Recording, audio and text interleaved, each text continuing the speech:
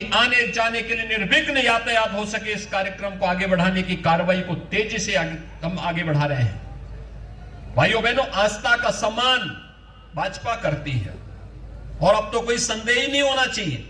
जब से अयोध्या में भगवान राम के भव्य मंदिर के निर्माण का कार्य प्रारंभ हुआ है, अब भी कोई संदेह रह गया है क्या? अब तो कोई संदेह नहीं होगा।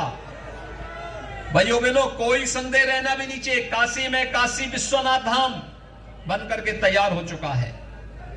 मथुरा वृंदावन सज संवर रहे हैं। सुख तीर्थ के पुनरुद्धार की कार्रवाई को आगे बढ़ाया जा रहा है। और भाइयों बहनों, आप सब जानते हैं महाराजा महेंद्र प्रताप सिंह के नाम पे अलीगढ़ में विश्वविद्यालय बनाने का काम भी डबल इंजन की सरकार कर रही है। और मां शाकंभरी के नाम पर विश्वविद्यालय निर्माण का कार्य सहारनपुर में भी ये डबल इंजन की सरकार ही कर रही है। मेजर ध्यानचंद के नाम पे प्रदेश का पहला स्पोर्ट्स यूनिवर्सिटी इसी मुजफ्फरनगर मेरठ बॉर्डर पर ये डबल इंजन की सरकार बना रही है।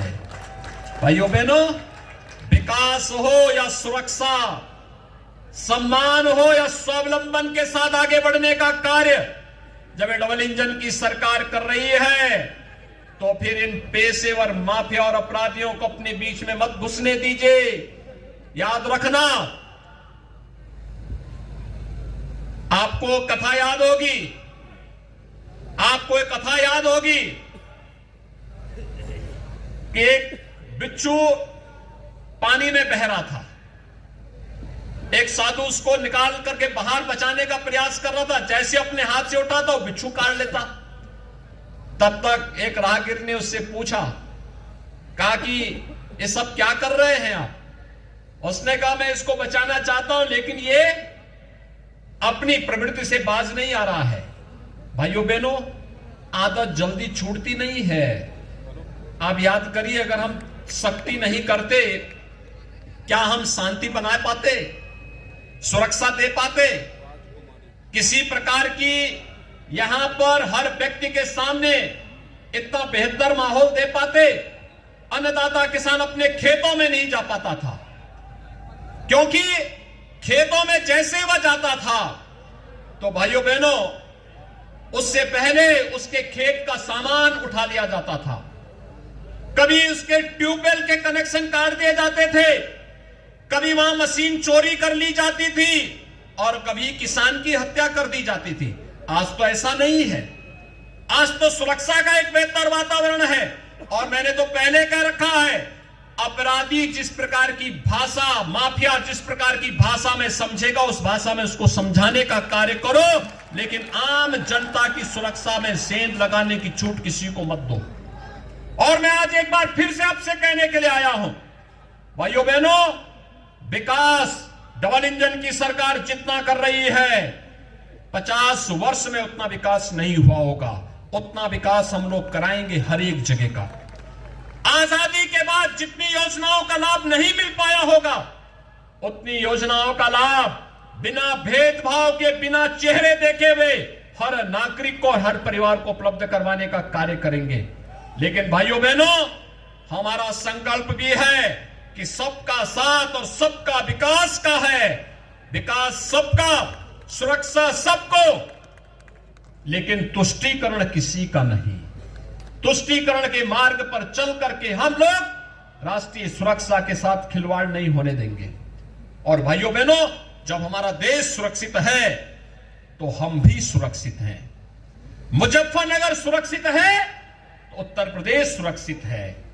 और भाइयों बहनों, उसी संकल्प के साथ हम लोग आज कार्य करने के लिए आपके बीच आए हैं। विक्रम सैनी ने अपनी सदस्यता यहां के स्वाभिमान और सम्मान की रक्षा करने के लिए खोई। राजनीतिक मुकदमा था। उस राजनीतिक मुकदमे में उनको अनावश्यक रूप से तत्कालीन समाजवादी पार्टी की सरकार ने मोहरा बना करके, टारगेट करके उनके ऊपर झूठे मुकदमे दर्ज किए थे। समाजवादी पार्टी का ये दोहरा चरित्र आपके सामने है।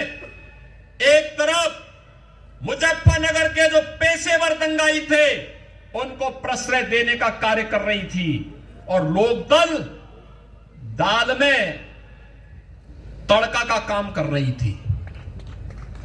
उस समय भी लोकदल कहीं आपकी सुरक्षा के लिए नहीं आया था, हालचाल लेने के लिए नहीं आए थे, उनको फुर्सत ही नहीं थी।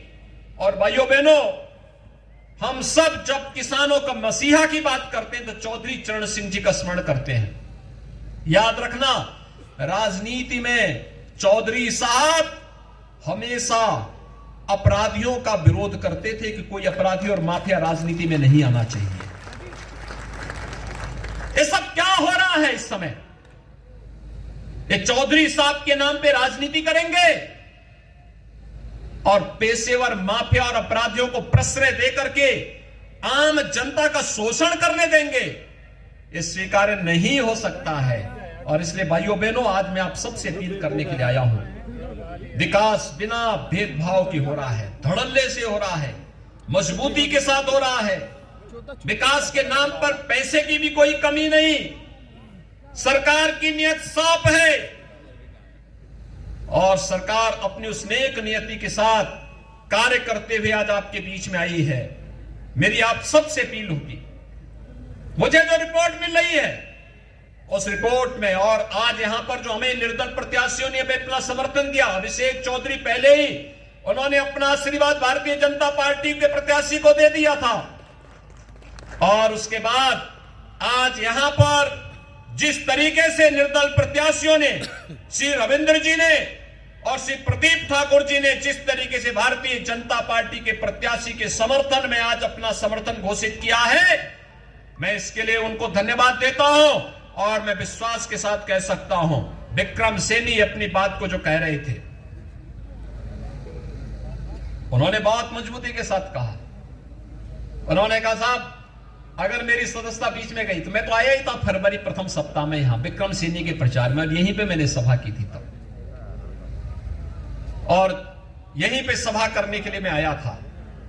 भाइयों बहनों, इससे पहले की वह विकास की रफ्तार को आगे बढ़ाते उनकी सदस्यता समाप्त हुई, और इसलिए उन्होंने कहा कि अब एक अच्छा अवसर है खतौली विधानसभा क्षेत्र के सभी मतदाताओं के लिए कि 12 और 17 और 22 को प्लस करके जितना होता है उसको ब्याज सहित जोड़ करके उतने वोटों से श्रीमती राजकुमारी सैनी को विजयी बनाने के लिए आप सबकी जिम्मेदारी बनती है। आप सभी लोग चाहेंगे श्रीमती विक्रम सैनी, श्री राजकुमारी सैनी उतने वोटों से चुनाव जीत करके जाएगी, और बहुत मजबूत महिला है वो। कवाल के बवाल के समय जब विक्रम सैनी जेल के अंदर बंद कर दिए गए थे तो भाइयों बहनों अकेले लड़ रही थी, मजबूती के साथ। प्रधान वो थी, लेकिन अपने पति के लिए कहती थी कि प्रधान जी जेल में है, और मजबूती के साथ उनके साथ खड़ी रही, मूल्यों और मुद्दों के साथ भटकी नहीं, उससे डिगी नहीं, हटी नहीं, कार्य करते रही, अपनी गृहस्थी को भी चलाती रही, अपने गांव को भी आगे बढ़ाती रही, और उस समय की तानाशाही सरकार की क्रूरता के खिलाफ भी लड़ती रही। और भाइयों बहनों, आज उनको अवसर मिला है आपके बीच में, भारतीय जनता पार्टी ने आपके बीच में उन्हें प्रत्याशी के रूप में उतारा है। मैं तो केवल आपसे ही कहने के लिए आया हूं, मेरी इच्छा थी बीच में आने की। मैं सहारनपुर और शामली गया भी था, मुजफ्फरनगर का दौरा मेरा बाकी रह गया था। मैंने श्री संजीव पालीवान जी को, रमेश मलिक जी को, इन सबको मैंने कहा था, मैंने कहा मैं मुजफ्फरनगर आना है एक दिन, मुजफ्फरनगर आकर के यहाँ की विकास की योजनाओं को गति देने के लिए, जब इससे पहले कि हम लोग कुछ कर पाते उपचुनाव की फिर से धमक आ गई। और भाइयों बहनों, इस उपचुनाव में इससे पहले कि हम कुछ कार्यक्रम को आगे बढ़ाते, ये फिर से हमें चुनाव के इस मैदान में आपके बीच में आना पड़ रहा है। मैं आज के इस अवसर पर आप सबसे अपील करूंगा, 5 दिसंबर को चुनाव है। यह संभव नहीं होता है किसी प्रत्याशी के लिए कि नामांकन के बाद 14 दिन के अंदर घर घर जाकर के मतदान करने के लिए लोगों को प्रेरित कर सके। और दूसरा, उपचुनाव में लोगों के मन में रुझान कुछ कम दिखाई देता है। मेरी आप सबसे अपील होगी कि श्रीमती राजकुमारी सैनी की प्रतिनिधि के रूप में, श्रीमती राजकुमारी सैनी बहनें स्वयं राजकुमारी सैनी बन करके घर घर जाकर के हर मतदाता को कहने के लिए कि सचिन और गौरव जैसे शहीदों की स्मृतियों को बनाए रखने के लिए और आने वाले समय में किसी नौजवान को अपना बलिदान न देना पड़े, इस दृष्टि से हम सब श्रीमती राजकुमारी सैनी को विजयी बनाने के लिए मतदान अवश्य करें, मतदान अवश्य करें और भारतीय जनता पार्टी के चुनाव चिन्ह कमल के फूल पर भारी बहुमत से विजयी बना करके यहां के उन शहीदों के गौरव की रक्षा भी करनी है और साथ साथ राजनीतिक अपराधीकरण न होने पाए, अपराधियों का राजनीति में प्रवेश पूरी तरह प्रतिबंधित होना ही चाहिए। यह भी संकल्प हम सबका होना चाहिए। भाइयों बहनों, ये पेशेवर माफिया और अपराधी अगर राजनीति में हावी होंगे तो याद रखना कि ये लोग आम नागरिक का और व्यापारियों का जीना हराम कर देंगे, व्यवस्था को पूरी तरह माफियाकरण कर देंगे।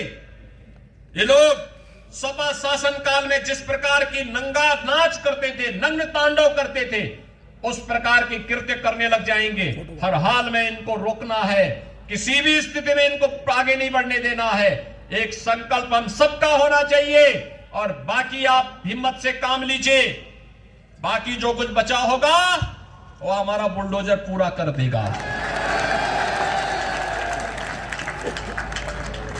मैंने पिछली बार भी कहा था ना कि जो उस समय कुछ लोगों में अप्रैल में ही गर्मी चल रही थी, तो मैंने कहा आने दीजिए 10 मार्च की तिथि को। 10 मार्च के बाद इस सारी गर्मी अपने आप शांति में बदल जाएगी, कश्मीर जैसी ठंडी ला देगी। और भाइयों बहनों, मैं एक बार फिर कहने के लिए आया हूं, हमें उत्तर प्रदेश की राजनीति का अपराधीकरण नहीं होने देना है। उत्तर प्रदेश में अपराधियों का राजनीतिकरण भी नहीं करने देना है। उत्तर प्रदेश में बहन बेटियों की सुरक्षा में किसी को सेंध नहीं लगाने देना है। विकास के बैरियर को हर हाल में हटाना है। अन्नदाता किसानों के सम्मान की रक्षा भी करनी है और हर व्यापारी को और हर नागरिक को सुरक्षा की गारंटी भी देनी है। और इस देश से मैं एक बार फिर से आपको आश्वस्त करने के लिए आया हूं, भारतीय जनता पार्टी ने श्रीमती राजकुमारी सैनी को अपना प्रत्याशी बनाकर के आपके बीच में उतारा है। भाइयों बहनों, श्रीमती राजकुमारी सैनी भारतीय जनता पार्टी के कर्मठ कार्यकर्ता के रूप में काम की है। विपरीत परिस्थितियों में जूझते हुए उन्होंने यहां पे कार्य किया है और आज फिर से आपके बीच में एक प्रत्याशी के रूप में अब आपके बीच में है। आप सबसे मेरी अपील होगी, कमल चुनाव चिन्ह पर एक एक घर में जाकर के भारी पैमाने पे मतदान करिए और जीत के रिकॉर्ड को तोड़ करके श्रीमती राजकुमारी सैनी को भारी बहुमत से विजयी बना करके लखनऊ भेजिए। विकास की बारी हमारी फिर होगी और यहां पर फिर से हम लोग आएंगे विकास के कार्यक्रमों को आगे बढ़ाने के लिए। यही अपील करते हुए आप सबसे मेरी अपील होगी कि 5 दिसंबर को श्रीमती राजकुमार सैनी को कमल चुनाव चिन्ह पर भारी बहुमत से विजयी बनाएंगे। इन्हीं शब्दों के साथ आप सबके प्रति मेरी शुभकामनाएं। धन्यवाद। जय श्री राम। जहां तक मेरी आवाज जा रही है श्रीमती राजकुमारी सैनी के समर्थन में, पूर्व विधायक श्री विक्रम सिंह सैनी के समर्थन में श्रीमती राजकुमारी सैनी जी को समर्थन देने के लिए उपस्थित सभी भाइयों बहनों, मैं मुजफ्फरनगर की इस धरती को नमन करता हूं, जिसमें एक ओर मां गंगा का आशीर्वाद मिलता है तो दूसरी ओर से मां यमुना का भी आशीर्वाद इस धरती को प्राप्त होता है। भाइयों बहनों, भागवत की धरती भी सुखतीर्थ इसी जनपद में पड़ता है और आप सब जानते हैं कि गंग नहर के माध्यम से खतौली विधानसभा क्षेत्र मां गंगा का आशीर्वाद प्राप्त करता है। इस धरती को कोटि कोटि नमन करते हुए आज भारतीय जनता पार्टी के प्रत्याशी श्रीमती राजकुमारी सैनी जी के समर्थन में भारतीय जनता पार्टी को समर्थन देने के लिए चौधरी यशवीर सिंह जी ने, अभिषेक गुर्जर जी ने, श्री भोपाल सिंह गुर्जर जी ने और दो निर्दलीय प्रत्याशी श्री प्रदीप ठाकुर और श्री रविंद्र जी ने अपना समर्थन भारतीय जनता पार्टी के प्रत्याशी को दिया है। मैं इन सब का हृदय से स्वागत करता हूं। भाइयों बहनों, हम सब जानते हैं ये धरती धर्म की धरती है, तो यह शांति का संदेश देती है, लेकिन जब धर्म पर संकट आता है, इस धरती ने क्रांति का संदेश भी दिया है। कौन सा ऐसा कालखंड है जब इस धरती ने अपने इस संदेश को न दिया हो? चाहे वह महाराजा रणजीत सिंह की सेना में उनके प्रमुख सेनापति के रूप में चौधरी शहजाद सिंह के योगदान का स्मरण करने का दिन हो, या फिर देश की आजादी की लड़ाई में प्रथम स्वतंत्र समर में श्री कोतवाल धन सिंह गुर्जर के नेतृत्व में लड़ी गई इस लड़ाई के अभियान को आगे बढ़ाने का कार्यक्रम रहा हो, कभी भी यह क्षेत्र चूका नहीं, अपने मूल्यों, अपने मापदंडों से डिगा नहीं, हिला नहीं। और आज भी यहां का अन्नदाता किसान अपनी मेहनत से, अपने पुरुषार्थ से गन्ने की मिठास को जन जन तक पहुंचाने का कार्य करता है। और यही तो कारण है कि एशिया की सबसे बड़ी चीनी मिल इसी खतौली विधानसभा क्षेत्र के माध्यम से दुनिया के अंदर मिठास फैलाती है। भाइयों बहनों, मैं तो आपसे एक बात कहने के लिए आया हूं। कबाल का बवाल इस समाजवादी पार्टी का कलंक है। ये सपा और उस समय की लोकदल पार्टी के संयुक्त गठबंधन सरकार की देन थी, जो एक क्रूर अत्याचार हिंदू नौजवानों पर और यहां के नागरिकों पर करने की साजिश का हिस्सा था। निर्दोष सचिन और गौरव जिस तरीके से निर्मम और बर्बर अत्याचार के शिकार हुए थे, कौन इसको विस्मृत कर सकता है? और जिन लोगों ने सचिन और गौरव जैसे नौजवानों के साथ क्रूरता ढाई थी, उनके सिपा सालारों के साथ क्या हो रहा है आज हर व्यक्ति देख रहा है। और इसीलिए आप सबसे मैं कहने के लिए आया हूं, विक्रम सिंह सैनी अपने परिवार के लिए अपनी सदस्यता नहीं गंवाए, यहां के सम्मान और स्वाभिमान की रक्षा करने के लिए उन्होंने अपनी सदस्यता गंवाई। और मैं देख रहा था सदस्यता जाने के बाद भी उनके चेहरे पर कहीं कोई सिकन नहीं थी। उनको इस बात का एहसास था और उन्होंने पूरी मजबूती के साथ इस लड़ाई को लड़ी, बिना डिगे, बिना हिले, बिना झुके। उस लड़ाई को लेकर के लड़ते रहे, कार्य करते रहे और सदस्यता जाने के बाद भी कहीं पे कोई संकोच नहीं। उन्होंने कहा कि तुम्हें जो मेरा कर्तव्य था उस कर्तव्य के लिए हमने किया। इसीलिए भारतीय जनता पार्टी नेतृत्व ने श्रीमती राजकुमारी सैनी जो मजबूती के साथ उनके साथ उस समय खड़ी रही, उनको फिर से प्रत्याशी बनाकर के आपके बीच में उतारा है। भाइयों बहनों, मैं आपसे पूछना चाहता हूं, जब कबाल का बवाल हो रहा था तब समाजवादी पार्टी की सरकार थी, महीनों कर्फ्यू था, लोगों को अपने घरों से पलायन करना पड़ा था, हजारों हिंदू नौजवानों को जेल के अंदर ठूंस दिया गया था। तब सपा के नेता तो नहीं आ सकते थे, लेकिन लोकदल के नेता कहां थे? आज पूछा जाना चाहिए इन लोगों से, तब लोकदल कहां था? तब तो ये पूछने नहीं आए थे। और भाइयों बहनों, हम लोगों ने मेहनत से प्रधानमंत्री मोदी जी के मार्गदर्शन और आशीर्वाद से आज उत्तर प्रदेश की कानून व्यवस्था को एक नजीर बनाया है। पहले यहां पर किराना और कांधाला से प्लान होता था। हर एक कस्बे में आकर के गुंडे जाकर के एक एक व्यापारी से गुंडा टैक्स वसूली करते थे, राह चलते हुए राहगीरों की हत्या करते थे। अन्नदाता किसान अपने खेतों में नहीं जा सकता था, बहन बेटियां स्कूल नहीं जा पाती थी और बहनें मार्केट में जाकर के घर के लिए आवश्यक सामग्री नहीं खरीद सकती थी। भाइयों बहनों, आज किराना और कांधला का प्लांट बंद हुआ। जो भागे हुए थे वे व्यापारी वापस आए हैं। आज फिर से किराना और कांधला में रौनक फिर से देखने को मिल रही है। बहन और बेटियां सुरक्षित हुई हैं, गुंडा टैक्स बंद हुआ है। और भाइयों बहनों, सपा लोकदल की जोड़ी फिर से गुंडा टैक्स को प्रारंभ करने की साजिश का हिस्सा बना हुआ है। किराना और कांधला जैसे प्लान के लिए फिर से साजिशें रच रहे हैं। फिर से वह चाहते हैं कि बेटियां और बहनें फिर से सड़क पे ना आने पाए। तालिबान जैसा शासन चाहते हैं।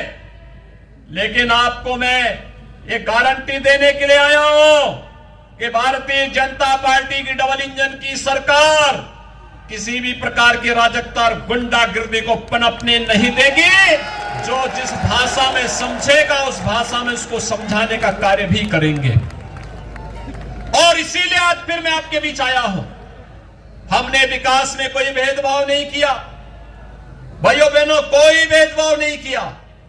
प्रधानमंत्री किसान सम्मान निधि का लाभ हर किसान अन्नदाता किसान को दी जा रही है।